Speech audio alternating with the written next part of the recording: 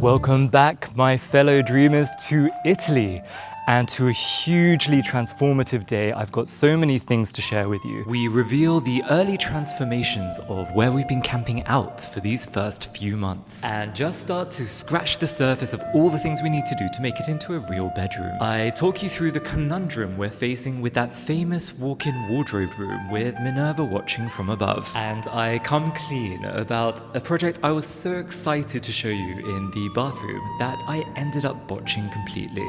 But first, join me as we install together the potentially ingenious heating and cooling system, something we have to get right if we're to make the palazzo livable again. So come with me as I share with you all of these exciting updates.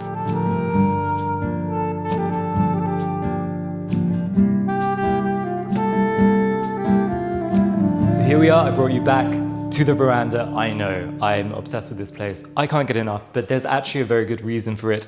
And it's because we have finally started to install the long overdue heating and cooling system. And it's been a huge step forward in making this a place that doesn't just feel like a place that we're sort of camping out in, but that we can actually start to be comfortable and live in. And the reason why this is actually the perfect place to show you what's going on is because we have so many different iterations throughout the different eras of this palazzo on show. So of course, this very much looks like a sort of modern incarnation of a radiator. It isn't that at all, but more on that in a moment, because here we have what sort of aesthetically it is in some way trying to mimic, which are these traditional below window radiators. They've got a flat profile so that you can then create a cover for the radiator. This actually indicates that this is from a later era, certainly more sort of 1950s, 1960s, post-war, a bit more utilitarian. Whereas here we have a much more elegant solution, which are these vents which proliferate throughout all of the main rooms on the piano nobile. And these are all channeled through the floor below and snake through to the original boiler room, which is hidden down in the sort of bowels of this building. And I have to show you this place. If I can get in there, I will, because it's this sort of steampunk era, enormous gasoline powered boiler. I don't think we're even going to be able to remove it, to be honest. It's going to have to almost stay there as a monument to a time that's long gone. And it was a clever system of its day, because that boiler was there to power the hot water throughout the palazzo. There would be a lot of excess heat that would just be wasted, and this system at least tried to capture that, funnel it through into these rooms in a way that was as low profile as possible. So that technology is no longer the best way to go, of course, and these radiators here, they don't work, and they'd be a nightmare to repair with all of the pipes hidden inside of the walls anyway. But it's all very inspirational for what we can do here. Now, this is actually a traditional air conditioner system. You've got the split, which is this machine here on the inside, and then it corresponds to an external engine, which I'm gonna go down and show you in a moment, because we've come up with what I hope is a very clever solution to make it basically invisible. And here we are going to be taking a leaf out of the design language that you see there and create a much more elegant cover for this, with wood, with marble, perhaps with some brass sort of venting. And we have taken advantage of being able to hide these hideous tubes and cables which are necessary to make this thing function in these old vents that have cavities that we can use and channel it all downstairs. Now there's other areas where we've had to almost do keyhole surgery through the parquet, directly through the floor, nothing more than a sort of 10 centimeter wide cut. And of course we preserve that cutaway of the parquet, we label it and we archive it. So that everything in theory is fully reversible. And I'm not sure if you can see behind me, but Em is up to something very interesting. So before I take you down there and show you what's going on, let's check in with him and see what magic he's cooking up. Consider like it's undone now, but just imagine like this, and then the lantern starts. Yeah, I think it would need to hang maybe at least double its height. Okay, because let me show you. So I found these, which the bigger ones are actually quite similar in style, but not in color. Okay. So they will be really visible if you have them. So, I don't know. So a little tease of some transformations coming next week, but for now, on with the show. I actually brought you outside because the only way to get to this low ground floor presently is sort of circumnavigating the whole piazzale, which is behind me, and we come around the back to the side. I'm currently being eaten alive by mosquitoes, so I'm gonna make this brief. And here we are down the ground floor, and we can see everything that's going on down here. If you saw my veranda video, episode 4 I believe, you'll have gotten a sneak peek of these archways which are directly below the veranda. Now, what we intend to do here, sometime in the future we want to recuperate all of this space, of course, as this just screams orangery or almost like luxury gym spa thing. If we ever win the lottery, you never know, there's a lot of potential. But for the time being, it's a completely sort of like barren and decayed space. And through this final archway here, which is the smaller of the lot of them, you'll notice there's already so many broken panes of glass. We've gotten permission from the superintendent who controls the modifications and changes that we make to this property to swap out this glass for a mesh. And this will allow for a free flow of air for all of the external engines, which will actually be placed inside there. We'll wall it off internally, so it's basically a sort of indoor-outdoor space. But aesthetically, this will be a complete sort of like visual barrier between these fairly ugly machines, notoriously ugly, but it makes them even more energy efficient actually, because they're not exposed to the extremes of hot and cold, which they would be if they were actually placed outside. And it helps us nullify that famous issue with modern air conditioning systems, where the external unit usually needs to be placed on the facade, or you have to do your best to sort of put it in some hidden nook or cranny somewhere on the perimeter of your property. This way it is taken best advantage of all of these old predispositions. Basically, we've used exactly the same channels that already existed for the old radiator pipes to pass our new pipings. And at the same time, this was almost a strike of genius. It was a eureka moment. We thought it made perfect sense to also pass the internet cables and at least the very first passage of usable electrics for each of these rooms where we're now putting the internal splits. So I'm very happy that we've almost lucked out with this main wing that we have begun our renovations in that we have the ability to do these very easy predispositions without doing major trench works or having to reform the space at all. We just use the same ideas that already existed, and we get to hide the lion's share of the piping in a space where, sure, one day in the future we will have to maybe drop and do a slight counter ceiling to hide all of this utility piping. But at least for the time being, we have the bare bones beginnings of a modern living experience inside of this 500-year-old palazzo. And so now let me bring you up this remarkable staircase through to our camping site. And so here we are, folks. We're entering into our bedroom. I cordially welcome you into what is normally a private space, but I'm more than happy to have you here today. And there's not much to show for it, us being here for several months, but we of course have this gorgeous 4-poster bed. And if you've seen any of my content regarding Villa Bella Torre, our previous renovation, you'll notice that this is in fact the sister of the bed that we have in the main bedroom there. We picked this up years ago for an absolute steal. I believe it was less than 300 euros per bed. And we were just lugging them around with us all of these years from storage to storage. There was never quite the right room or the right house for these pieces, and a few months we found these 2 beautiful spaces to play host to them, and they're perfect. But 4-poster beds aside, we have been living fairly simply. As you can see, we only have bedside tables. We don't even have any lights yet. This wiring is not anything we want to risk by sort of playing around with.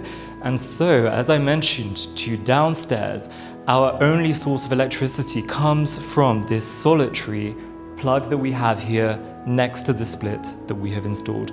But these little beauties have been performing excellently. When we first moved here in early summer, there was an awful heat wave, and I'm not being sort of a wimpy Brit about it, because my partner Em, who is Italian, would agree that it was very difficult to bear. And so we actually started with just this system here in this one room to test it out, to see if it could handle the extreme temperature, and it did excellently. So it was from this that we decided to go ahead and start installing them in the rest of the piano nobile. And it's actually thanks partially to you guys, I must say, because of this community that we have started to build together. Something completely unexpected has happened. I have hit 100,000 subscribers in a very short amount of time, and that's caught the attention of some sponsors. And so that means that we have a little bit extra money than we were anticipating to take the next steps that we thought we were going to have to delay long until the start of next year, and just sort of encroach outwards bit by bit from this original almost camping site that we had created here in the very beginning. Now the room is for the most part rather rough around the edges. We have a canvas ceiling fresco which is torn and gradually falling apart. There's a lot of hairline damage to the plasterwork, and the parquet flooring is a bit iffy. You know, we're very lucky with most of the rooms. The wooden flooring is in excellent condition. Likewise here, it's very solid, but you can start to see the degradation, and it will require some repair work. And so we've just done the age-old hack of throwing down a nice cozy carpet to soften the space, make it feel more cozy. Bedside tables cover some fairly ugly bits of damage. There's plenty of old plugs hiding behind there too that we just don't want to see. But you may wonder why it is we aren't already repainting the walls. Now there's two reasons. Well, first of all, we'd actually just want to color match the color that already exists on the walls, because it's perfect. Like, I love the tone of it. I think it's subtle, but it sort of highlights all the things it needs to. It's an excellent choice. However, even if we want to color match it and basically just zhuzh up the existing painting scheme that there already is, not even aside from painting it a completely different color, we need to actually get approval from that, from the aforementioned superintendent. And it's just a few series of hurdles that we need to overcome. You know, the approval will come, but we actually need to conduct a survey on every single wall that we intend to touch. There are, of course, hundreds of years of paint, layer after layer, to be discovered. And the question is this most recent layer covering up a more important artistic frescoed motif that once existed? And we cannot slap down modern paint on top of that until that fact is ascertained. Okay, I now have to show you one of my favorite rooms in the whole palazzo. So come with me as we exit the bedroom and enter into that famous room where Minerva watches from above. Just trying to choose the best position for you so you can see everything. Now, this is actually the very first place where we set up our bed and spent our first few nights here. If you watched that episode, you would have seen our spooky experience as we did so. And I love to do that when there's a new property under your belt. You've just gotten the keys, you're moving in, everything's a bit chaotic. Your bedroom isn't even a bedroom yet. So you might as well set your bed up in a place where you feel the vibes, for lack of a better term, where everything is just so evocative, and all of the details give you the excitement of this new endeavor that you're about to embark on. Now, I can only imagine that this was essentially an enormous walk-in wardrobe, and we've, in our humble way, with these rickety old tables we happened to find and wipe down, we've started to move in and make it that sort of space for ourselves too. But the curious thing is that this is the only actual built-in wardrobe, this corner wardrobe here, and it is very small. And so I wonder what we can realistically do, because I worry if we put in great stonking wardrobes, cupboards, which are going to sort of come and intrude into the room a fair bit. They're always fairly wide pieces of furniture. I don't know if any of these walls can host such pieces without the unique sense of space that this room has being interrupted and the flow being ruined a little bit. And there's no right angle corner where we could put a heavy piece of furniture like that, as you typically would in a normal room, because they're taken by doors or windows. The same is the case with this doorway behind the camera, which leads into the bathroom. So if you have any ideas of what on earth we could do with the design of this space, either to keep it as a very nice wardrobe room or maybe as something else entirely. You know, this is the moment to think creatively about spaces. This doesn't need to be a wardrobe when our bedroom is that oversized that we could easily throw up even two enormous sized wardrobes and live very comfortably like that. So then what does this room become? And my mind is open, I'm very receptive, so if you have any thoughts, comment down below. Now heading into what should have been the most transformative part of the tour today, I'm instead going to be showcasing how I messed it all up. Now I really want to be honest and direct with you guys on this channel, and as much as I'd love it to be a constant parade of victories, there are plenty of more solitary moments of defeat. And so before we get into all of that, allow me a brief moment to talk about mental health.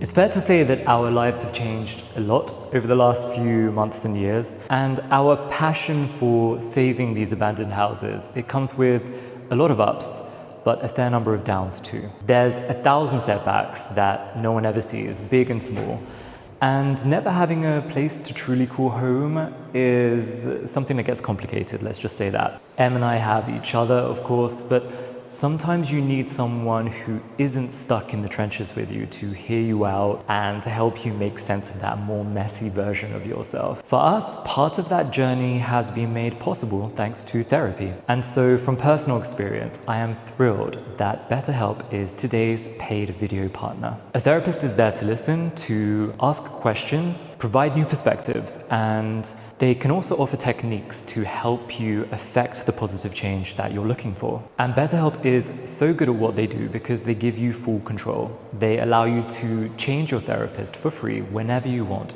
to make sure that the fit is right for you. And their trust in the sector is what makes me so thrilled about working with them today, with their 4.3 Trustpilot score making them recommended by thousands. And so while I can absolutely tell you that the Dolce Vita is very much real, so too is all the difficult stuff that goes on behind the scenes. If like us, you sometimes need help with figuring out the wiring under the hood, click the link in the description or visit betterhelp.com/Jordan Camilleri to learn more and take advantage of 10% off your first month.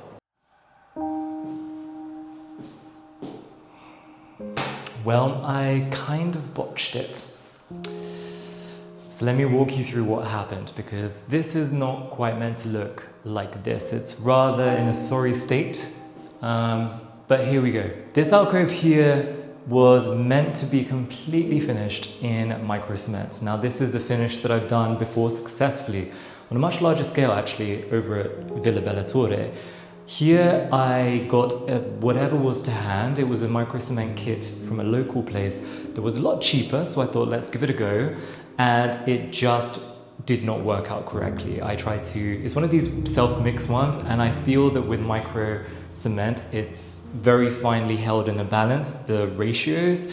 And so even though I tried to do it correctly, I'm not a numbers guy, I even double checked everything with M and everything seemed to be perfectly correct. But damn my stubbornness, I kept going anyway. And it's one of those weird situations, maybe you've had it too, where the more you've gone into a project or whatever it may be, and it's failing, the more difficult it is to just be honest with yourself and say you've got the smartest thing to do right now is to throw in the towel. So I did more of it than I should have done, and this is actually, it sanded back a little bit. It was very heavily textured, and maybe that was the issue there. Maybe the grit, the sort of, it wasn't fine enough for this fairly delicate space. But let me sell you the big picture. Now, originally, this actually was just a 2-hole tap for the bathtub. There was no shower whatsoever. and the plumbing was solid. What we have done is actually using the attic space, this is all sort of empty behind here, and it leads up to the walkable attic up there.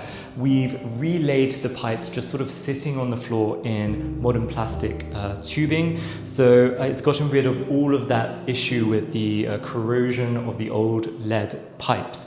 But what we wanted to do was to utilize this space as a shower, because this alcove is perfect for that. And in fact, when you're stood inside, everything is the right height. And so we got this slightly more modern but classically styled tap with a shower tower attached. The marble goes up to just under 2 meters in height. So how do we make the rest of it waterproof? Micro cement. It's a very subtle but very effective solution in situations like this. And really it's just a pity that it didn't work out.